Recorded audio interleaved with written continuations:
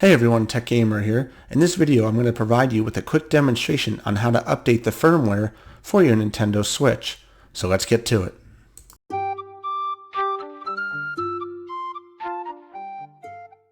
Okay, so the first thing we need to do is go ahead and sign into our Switch and go down to System Settings. System Settings is located on the bottom bar.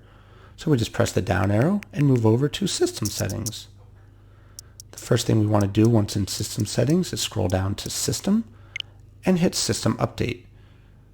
This will go ahead and check for any firmware updates. As we can see, there is one available. So let's go ahead and update the Switch now. This will cause the Switch to restart, so any games that were open will be closed and the system will be rebooted. Okay, the update is completed and the system is ready to reboot. Okay, so our firmware updates have finished and the Switch has rebooted. So let's now go ahead and go back in by pressing A. And we're going to go back to System Settings and verify that the operating system firmware is fully up to date. So to do that, we go down to System and System Update again. And as we can see, the system is fully up to date.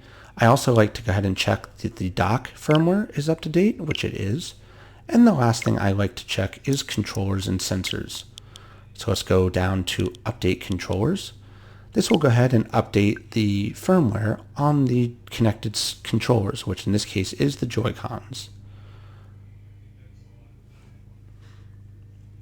So the left one is complete, and the right one is updating. And it has completed successfully. So that here finishes up our firmware updates on the Nintendo Switch. If anyone has any questions, comments, or concerns, please drop a comment on the video. Please click that like button and subscribe to the channel. And I will see everyone soon. Thank you so much, everybody.